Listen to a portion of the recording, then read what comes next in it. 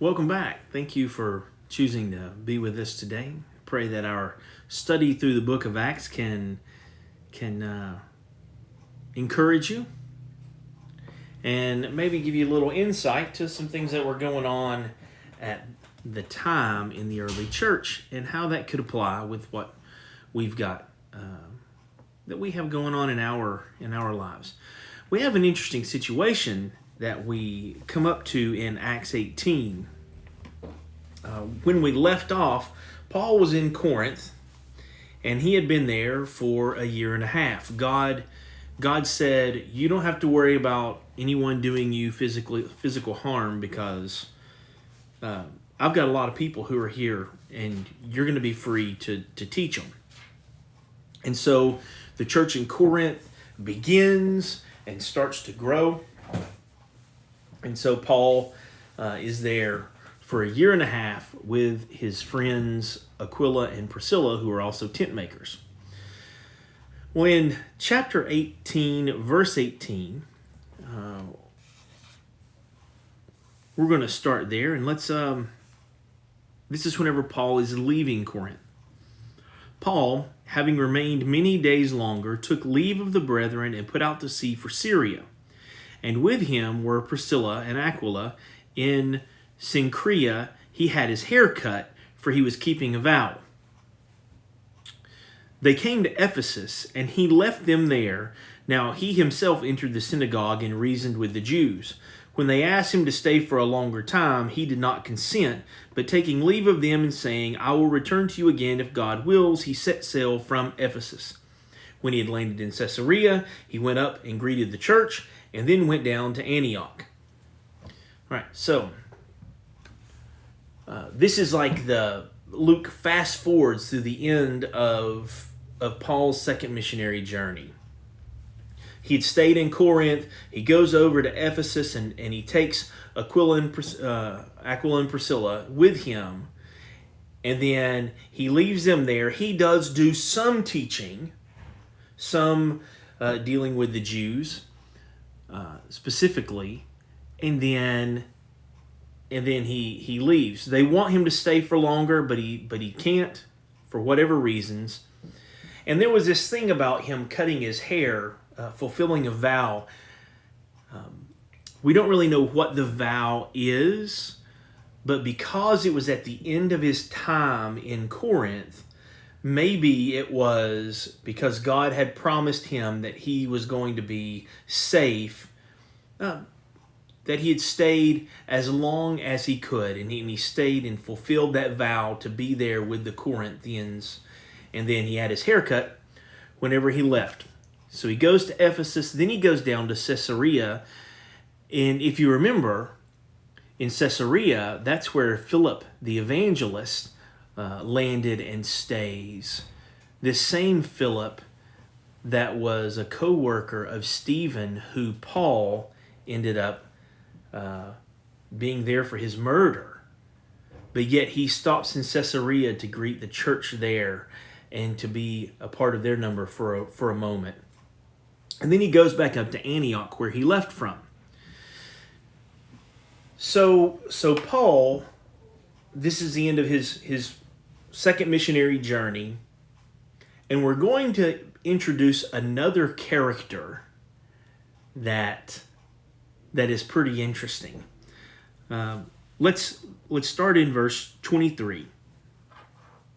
And having spent some time there in Antioch, he left and passed successively through the Galatian region and Phrygia, strengthening all the disciples. Now a Jew named Apollos, an Alexandrian by birth, an eloquent man, he came to Ephesus, and he was mighty in the Scriptures. This man had been instructed in the way of the Lord, and being fervent in spirit, he was speaking and teaching accurately the things concerning Jesus, but he was only acquainted with the baptism of John. And he began to speak out boldly in the synagogue. But when Priscilla and Aquila heard him, they took him aside and explained to him the way of God more accurately.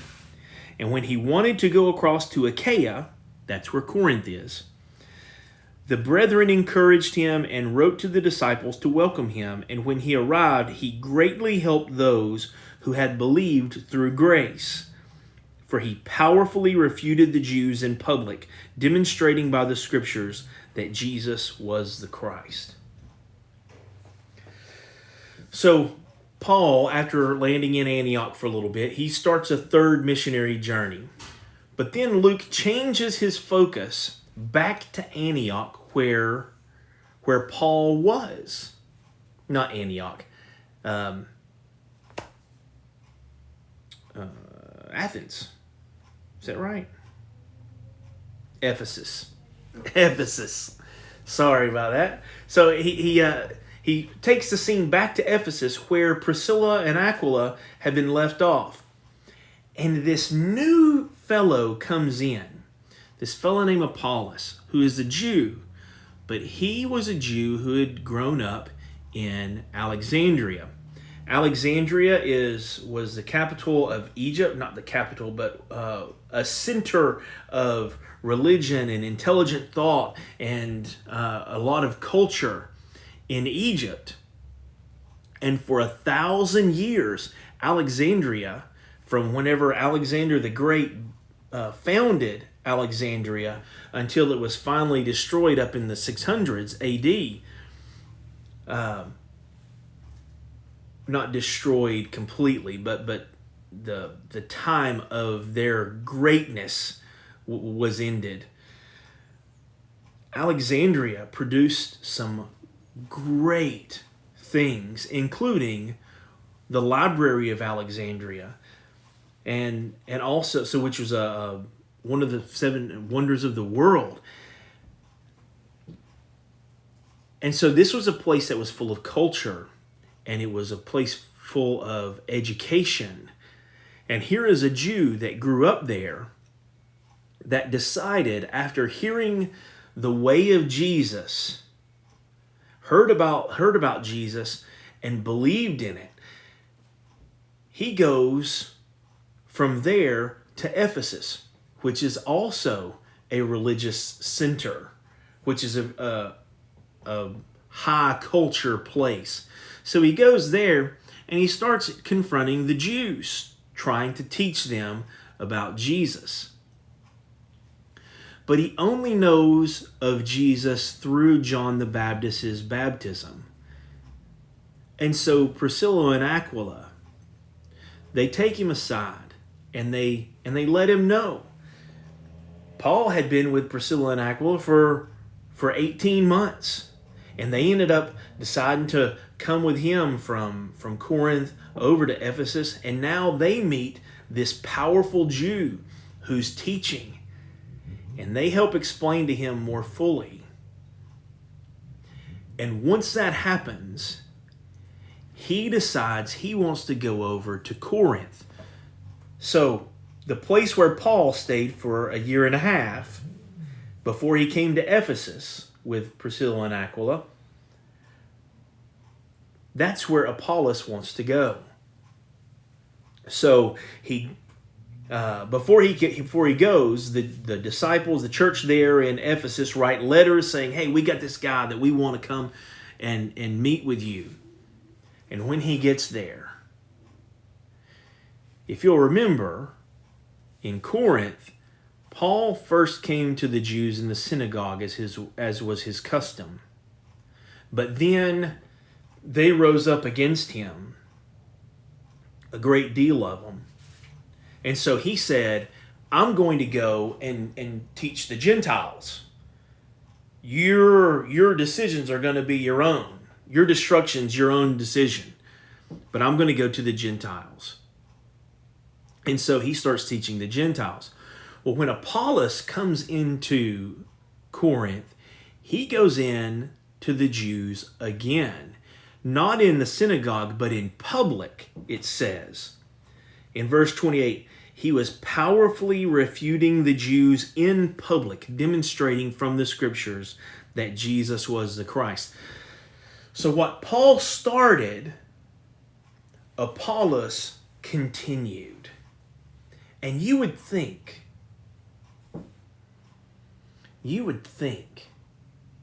these two great men, very well educated, both great, have great knowledge of the Old Testament scriptures and are well founded now in Jesus and are fervent for the message, the gospel.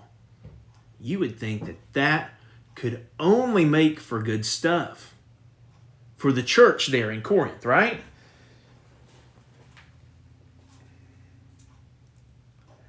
Unfortunately, this great situation, Corinth having Paul, this very strong teacher, for that long time, a year and a half, and then they have this great orator and teacher come in. All of a sudden, people in Corinth, the church there in Corinth, starts to be divided. They start being divided. So much so that in Paul's first letter to the Corinthians, in chapter 3, he says this,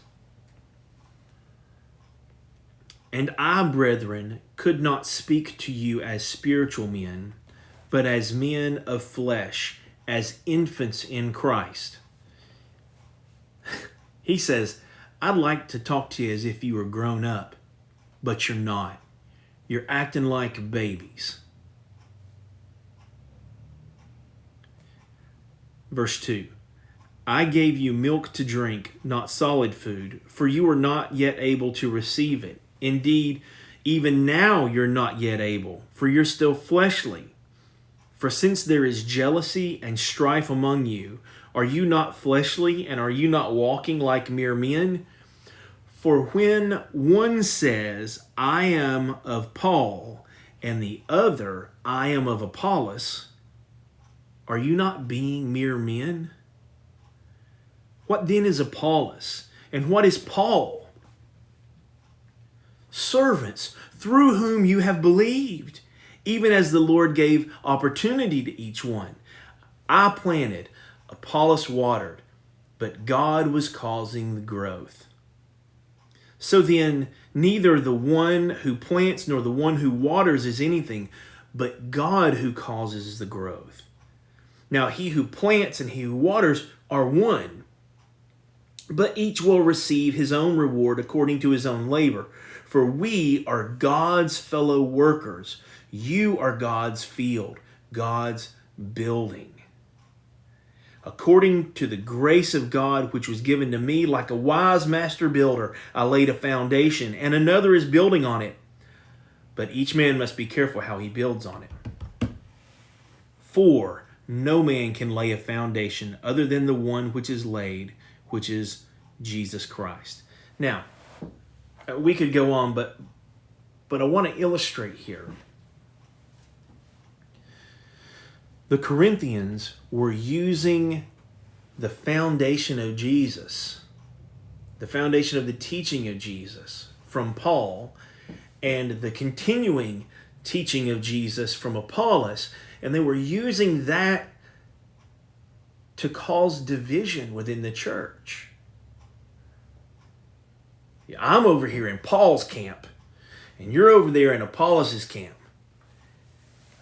And the way they did things may have been a little bit different, but they are still servants of God, fellow workers with God who is causing growth. Now you might ask, what does that really mean to us?